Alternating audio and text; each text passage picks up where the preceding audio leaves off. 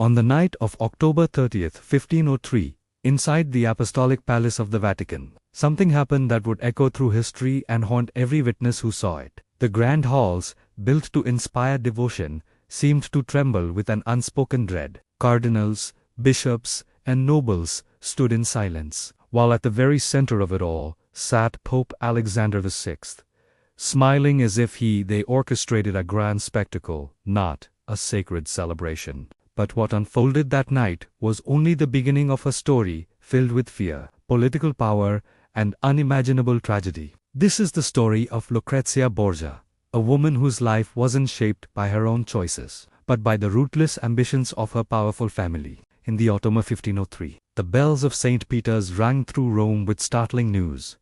Lucrezia, the Pope's own daughter, already twice widowed under very suspicious circumstances, was to be married again. Her groom was Alfonso d'Este, the heir to the ruling family of Ferrara. To the outside world, this looked like a major political victory for the Borgias. But for Alfonso, it felt more like a death sentence. The Borgia family had a fearsome reputation that stretched across all of Italy. Those who defied them rarely survived unchanged. Alfonso desperately tried to avoid the marriage, but the message sent from Rome to his family was unmistakable. Accept this union or face absolute ruin. While these political wheels were turning, Lucrezia Borgia found no comfort in the news. All of Europe painted her as a devious schemer, a poisoner, a seductress. But those closest to her knew the truth. She was trapped. She was caught between a father and a brother, whose ambitions overshadowed every human value. Lucrezia had loved before, truly loved, and she had been forced to watch the man she cared for lose his life in a wave of violent uncertainty. Now, she was being bound by duty once again, caught in a destiny she could neither refuse nor escape. As Alfonso d'Este reluctantly began his journey to Rome, the Vatican prepared for the wedding. But this was no joyful preparation. Inside the palace, servants hurried about their tasks with fearful expressions. Cardinals whispered nervously behind closed doors. Something about this celebration felt different, heavier, darker. Johann Burchard, the Vatican's master of ceremonies, was a man who had seen scandals before.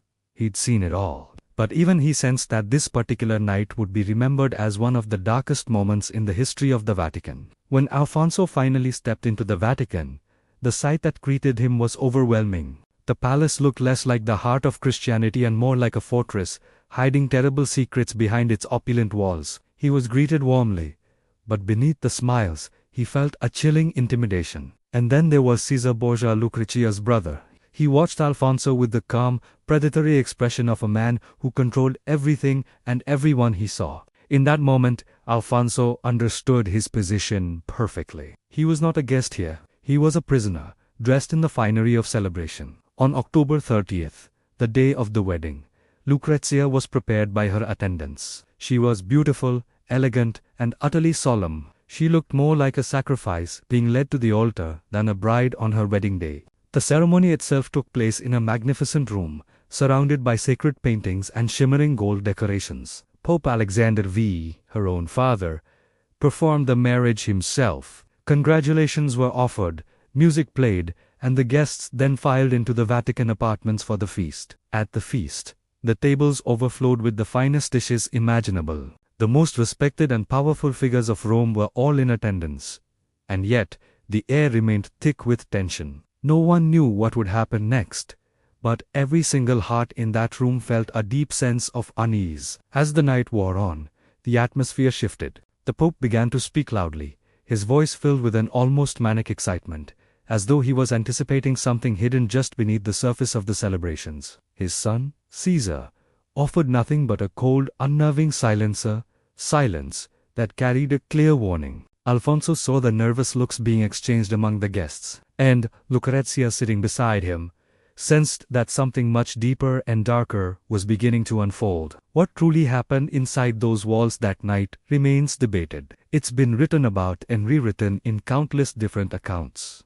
But one truth emerged and spread like wildfire across Europe.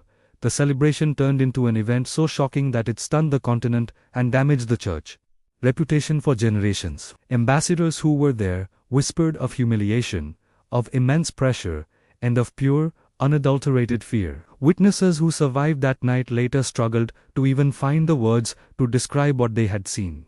A palace that was built for sacred tradition had become a stage where human dignity was utterly broken. When dawn finally rose over Rome, everything had changed. Alfonso departed the Vatican, carrying a silence that would never leave him. Lucrezia, though she tried to rebuild a peaceful life with him in Ferrara, carried the deep emotional scars of that night forever. The aftermath was swift and brutal. Within months, Pope Alexander VI was gone, dead under mysterious circumstances. Caesar's vast power collapsed almost overnight, and his own violent fate eventually found him far from Rome.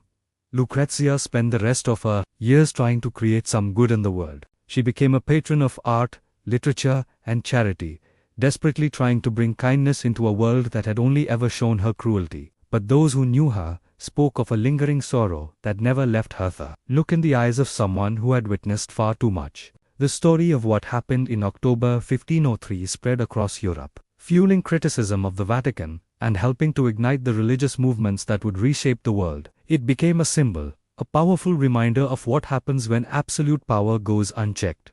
The story of Lucrezia Borgia isn't just a tale from history, it's a lesson that echoes through time. When silence is used to protect cruelty, it is humanity itself that suffers. Thank you for watching. If you found this story as compelling as we do, please like, subscribe, and hit the notification bell for more dives into the most fascinating and often hidden corners of history.